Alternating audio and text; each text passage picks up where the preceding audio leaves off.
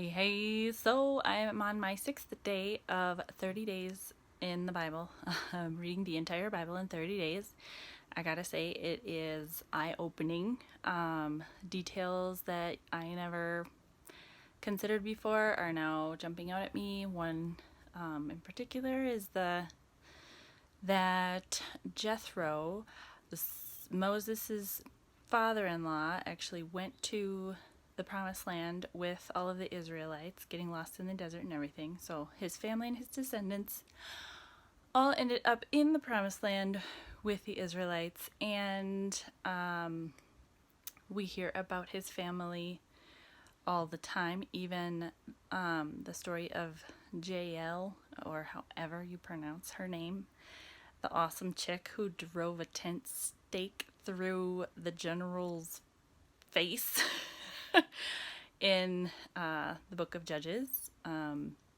She is a descendant of Jethro, Moses' father-in-law. So just it's fascinating to me to see that details that you never considered before. I mean, I knew about Jael and I knew about Jethro, but I did not know about the connection.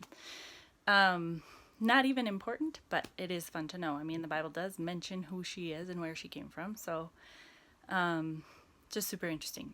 And I just wanted to comment too, I will be making more videos, probably not just about my 30-day Bible journey, because that would be kind of a really short journey to go on with you guys. So I will be talking more. I have topics in mind, and I want to reiterate, I'm in the middle of Mere Christianity right now, and I am super impressed by C.S. Lewis. I mean, he's this huge faith giant, and he talks about how he doesn't know everything and how he's not going to go too deep into certain topics and certain things because he doesn't know enough. And I think that is my same situation here, and I am fully expecting grace from you guys. I'm also super surprised about how spiritual things and things that very, very much concern Christians and church and the leadership in the church is being politicized and kind of glazed over and accepted and not really considered. There's huge amounts of division being caused by one group and being blamed on the other, and vice versa. So just politically speaking, I think there is something to analyze. I probably won't go into a lot of it, mostly because of the censorship and the banning that's happening, which is another thing. That should concern us, that as a Christian I can't really talk about the things that concern Christians because I will get banned. I think that's something that we really should be thinking about, because I don't think there's going to be a whole lot of time left for doing things like I'm doing right now, talking about Jesus Christ and the hope that we have in him, and without the fear of getting shut down. So if I have that fear and people I know have already been shut down and have already been banned and have already been censored, that should be a huge concern to all of us. So I'm saying what I need to say as fast as I can say it. Namely, that Jesus Christ is the Lord of all, and he is going to come again, and he expects his church to be ready, and it's not. We're not ready, not even a little bit, and I am afraid for what is, well, what's coming in the next couple of decades, and the maybe few decades after that. Certain things have happened in this last decade that my parents and my grandparents never would have thought would be acceptable, especially by the church and by the church leaders. And it's not only being accepted by the church, but it's being condoned by the church, and it's being helped along by the church. And I think that is, honestly, I think that there is a church that is being promoted right now that is going to be very, very offended by who Jesus is in reality. I think that they see Jesus as a soft teddy bear. And reading the Old Testament, I can tell you God is not a soft teddy bear, and that he is a jealous God, and he's not letting things slide, and he never will.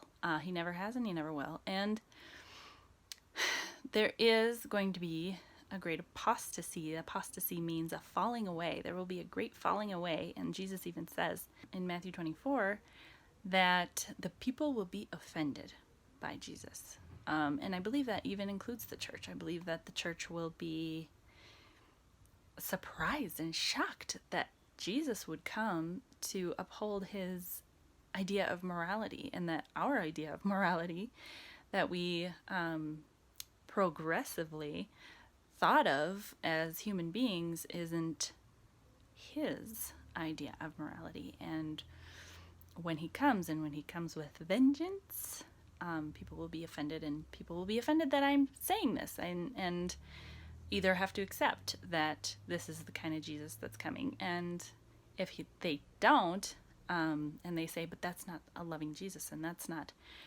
what I signed up for. We're supposed to be tolerant. Tolerance is not a Christian idea, FYI.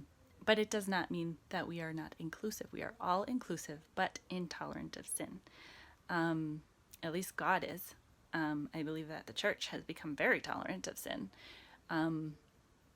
which is, again, why they're going to be so offended when Jesus is like, what the?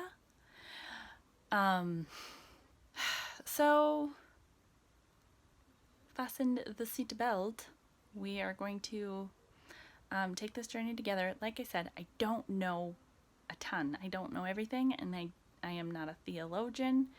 I just read and read and read and read. So if you're wondering where my ideas come from, you can read the authors that have built up my knowledge, which are C.S. Lewis, A.W. Tozer, D.L. Moody, Oral Roberts, who else? Even a little John Bunyan. We have so far departed from the ideas, not even the ideas, the mere Christianity, the basics of what we are supposed to be standing for. And there will be a time where we have to make a decision, and I really feel like no one, including myself, I'm not 100% sure that somebody could rip out my fingernails and I wouldn't denounce Christ. And my heart is to start now and become so passionate that I will be able to. So again, everything I'm doing is perfectly imperfect. I don't expect to get everything right, and I know that my friends will make sure to correct me.